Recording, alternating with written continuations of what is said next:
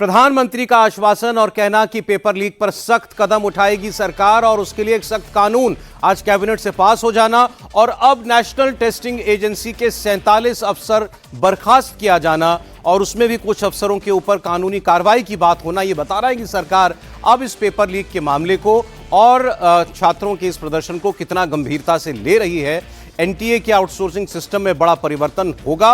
47 अफसरों के ऊपर कार्रवाई बहुत बड़ा और सख्त एक्शन है और उसमें भी यह बड़ी बात है कि केवल बर्खास्तगी नहीं बल्कि कुछ के खिलाफ लीगल एक्शन भी लिया जाएगा। मतलब उनके काम में कहीं ना कहीं कोई क्रिमिनल नेग्लिजेंस या फिर कोई संलिप्तता पेपर लीक के अंदर कहीं ना कहीं पाई गई होगी, तभी उनके खिलाफ लीगल एक्शन की बात भी कही जा रही है। इस खबर पर आपको और डिटेल देंगे इंडिया टीवी के पॉलिटिकल एडिटर देवेंद्र पराशर। जी देवेंद्र।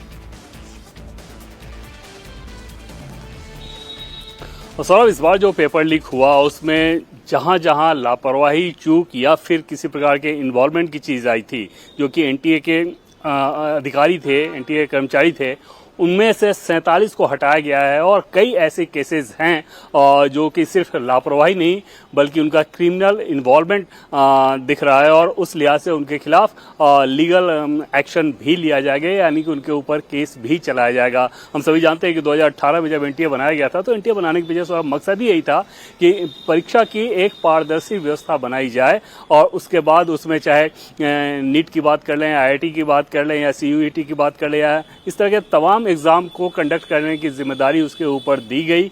और इस बार जिस प्रकार से पेपर लीक हुआ और उसमें ये दिखा कि एनटीए के अंदर से ये लीक हुआ। एक होता है कि ट्रांसपोर्टेशन के दरमियान सौरभ कहीं दूसरे शहर में क्वेश्चन भेजा जाता है, अलग अलग शहरों में भेजा जाता है, वहां से ट्रांसपोर्टेशन के दरमियान अगर लीक हो तो उस चीज को चेक किया जाएगा। लेकिन अगर एनटीए के अंतर्गत ये हो गया तो समझा जा सकता है कि मामला कितना सीरियस था। उस लिहाज से अभी 47 अधिकारियों पर तो गाज गिर गई है, अभी आगे और बहुत कुछ होना है एनटीए के रिफॉर्म के लिहाज से। सौरभ जी बिल्कुल, और ये 24 घंटे से के अंदर हम ये देख रहे हैं कि इस पेपर लीक के इशू पर, छात्रों के इशू पर सरकार मैसेजिंग के लेवल पर भी और एक्शन के लेवल पर भी बड़ी तेजी से आगे बढ़ रही है।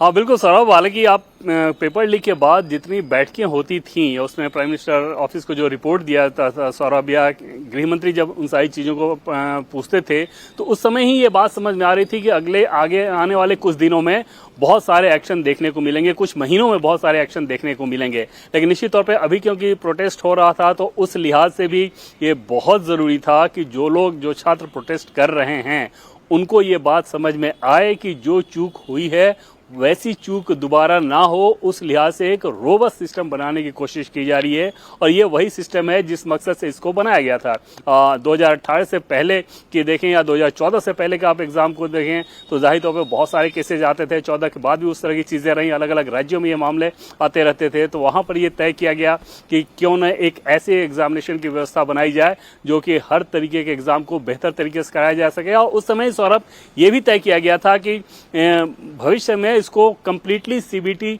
मोड पे लेकर जाना है, यानी कि कंप्यूटर बेस्ड टेस्ट के मोड पर लेकर जाना है। लेकिन वो एकदम से इंफ्रास्ट्रक्चर की बड़ी रिक्वायरमेंट के चलते आनन फानन में नहीं हो सकता था, तो ग्रेजुअली इसको करना था।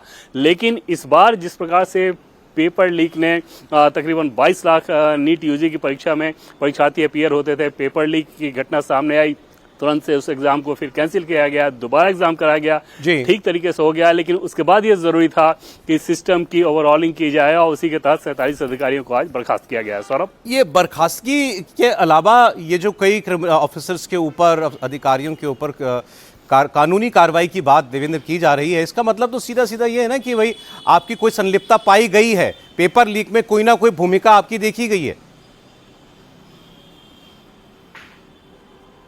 हाँ बिल्कुल सौरभ, इसमें तो कोई दो राय ही नहीं था कि पहली बात जैसे पेपर लीक की बात सामने आई तो पहली चीज जिसको तय किया जाना था वो ये कि किस लेवल पर ये हुआ है। क्या ट्रांसपोर्टेशन के दरमियान या भंडारण के दरमियान, जब ट्रांसपोर्ट आप करते हैं क्वेश्चन पेपर को तो वहां पर भंडारण से लीकेज हुआ है, या ट्रांसपोर्टेशन पे या एग्जाम सेंटर से लीक हुआ है, या फिर एनटीए के अपनी संस्था, एनटीए के अपने सिस्टम से लीक हुआ है। और जैसे ही ये बात जानकारी मिली कि जिसके ऊपर जिम्मेदारी दी गई थी क्वेश्चन सेट करने की, वो रक्षक भक्षक बना और उसके बाद जिस जिस तरीके के जो अधिकारी वहाँ पे इन्वॉल्व थे उन सारी चीज़ों की अकाउंटेबिलिटी फिक्स की गई है सौरभ। और ये तुरंत इस लिहाज से नहीं हो सकता था कि जैसे जैसे जांच चल रही है, हम सभी जानते हैं कि सीबीआई इस मामले को जांच कर रही है, 13 गिरफ्तारियां हो चुके हैं, 13 लोग अंदर जेल में हैं अलग अलग शहरों में।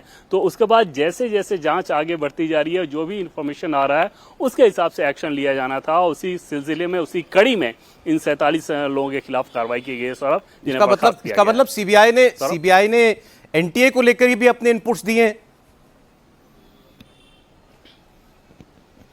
वो लगातार लिया जा रहा है सौरभ, और उसमें जैसे कि शुरू में जैसे जांच दी गई उसके बाद लगातार वो अपडेट्स उनसे लिया जाता रहा है कि कहां कहां क्या क्या चीजें हुई हैं और कौन कौन से लोग जिम्मेदार हैं। बाकी सीबीआई अपना कानूनी काम जब जो करना होगा उसके हिसाब से तो वो करेगी, लेकिन ऐसा ना हो कि क्योंकि लंबा मामला चलता ही है उस पेचीदगी का सहारा उठाकर, कानूनी पेचीदगी का सहारा उठाकर यहाँ पर लोग टिके रहें और फिर ये व्यवस्था इसी तरीके से चलते रहे और हर बार इसी तरह की कहानी दोहराई जाए।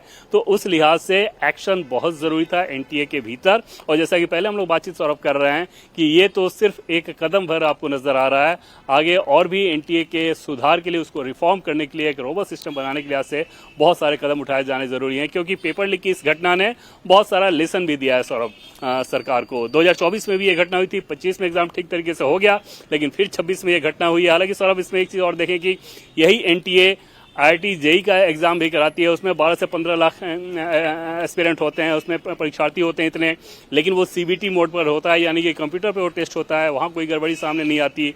लेकिन नीट यूजी में इस बार जैसी गड़बड़ी सामने आई उसके बाद से ये एक्शन लिया जा रहा है। देवेंद्र, बहुत शुक्रिया आपका। बहुत बड़ा फैसला है ये सरकार का, बहुत बड़ा एक्शन है।